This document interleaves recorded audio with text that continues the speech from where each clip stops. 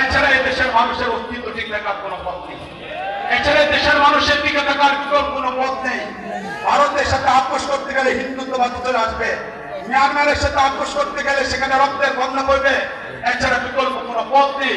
আমাদের একটাই মাত্র পথ, সেটা হলো হয়তো খেলাফত, না হলে শাহাদত। হয়তো মালিকের জমিনে মালিকের আইনকে বাস্তবায়ন করব, অন্য কোন বস্তুকে আমরা বাস্তবায়ন করবো না। এবং এই ক্ষেত্রে লন্ডন থেকে আসা ইসলামকে আমরা গ্রহণ করবো না।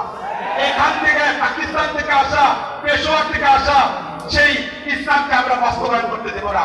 এখানে মদিনার ইসলামের বাস্তবায়ন হবে, এখানে খেলাফত রাশেদার ইসলাম বাস্তবায়ন হবে, এখানে খেলাফত আমিন হাজির ইসলামের বাস্তবায়ন হবে, এখানে নবী রেখে দেওয়া কোরআন এটাকে বাস্তবায়ন হবে।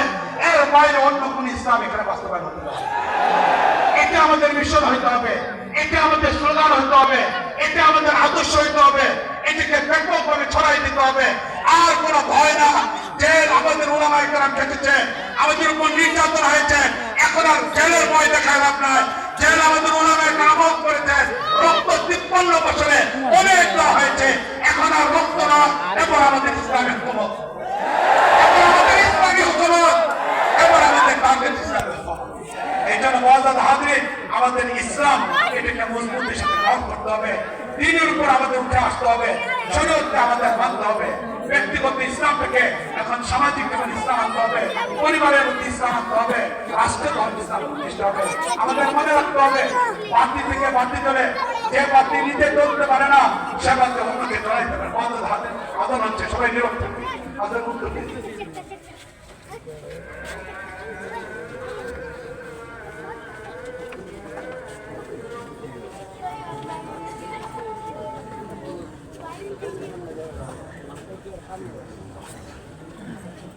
মুআজ্জাজ হাজিরিন, আর 15 থেকে 20 মিনিট কথা বলবো, এরপরে ইনশাআল্লাহ নামাজের যথাযথ সময় দেওয়া হবে। আমরা তো উঠা বসা করে পরিবেশটা নষ্ট না করি। আমি আমার আলোচনাকে শেষের দিকে নিয়ে যাচ্ছি। তো মুআজ্জাজ হাজিরিন, যে কথাটা বলতেছিলাম যে বাতি থেকে বাতি জ্বলে, যে বাতি নিজে জ্বলতে পারে না সে বাতি আরেকটা বাতিকে জ্বলাইতে পারে না। এই জন্য ইসলামী হুকুমত কিন্তু আমরা চাই। যদি আমাদের সত্যিকার স্লোগান এটাই হয় যে ছাত্রদেরকে আমি বললাম, তোমাদের কাগজের পৃষ্ঠার প্রথম খাতা এটাই লেখা, হয়তো খেলাফত না হলে শাহাদত। ওয়ালগুলোতে যেন লাইটিং এটাই হয় আমার দেশের এই স্লোগান দেখতে দেখতে সেই দিল্লির বামদের অন্তর যেন চলে যাওয়া আরম্ভ করে। ওর এজেন্টদের অন্তরের মধ্যে যেন আগুন লেগে যায়, নাস্তিকবাদীদের হৃদয়ের মধ্যে যেন আগুন লেগে যায়। প্রতিটা ওয়ালের মধ্যে স্লোগান হবে, প্রতিটা মাহফিলের বক্তব্য হবে, প্রতিটা মাহফিল থেকে আলোচনা হবে, প্রতিটা মেম্বার থেকে আলোচনা হবে, হয়তো খেলাফত না হলে শাহাদত। ঠিক না বলে দিতাম। এটাকে যদি আমরা বাস্তবায়ন করতে পারি তাহলে এত পরিমাণ আনবো। আর এর জন্য প্রয়োজন হলো সর্বপ্রথম নিজে তৈরি করা।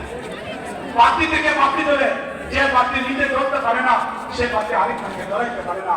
এই জন্য আমাদের প্রয়োজন হলো সেই বাতিটাকে জ্বলানোর জন্য আল্লাহর সাথে সম্পর্ক মজবুত করা, দিনের উপর পরিপূর্ণভাবে উঠে আসার চেষ্টা করা, রাসূলের সুন্নতকে যথাযথভাবে বাস্তবায়ন করার চেষ্টা করা।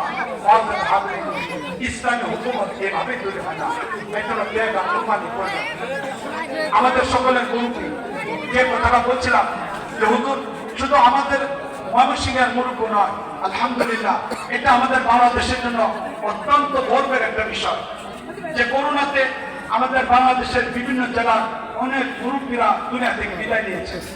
কিন্তু আলহামদুলিল্লাহ আমাদের বাংলাদেশের জন্য ময়মনসিংহের জন্য একটা অনেক গর্বের একটা বিষয় যে আলহামদুলিল্লাহ আমাদের এই অঞ্চলে এখনো পর্যন্ত আমাদের মুরব্বীদেরকে আল্লাহ রাব্বুল আলামিন রেখেছেন। আমাদের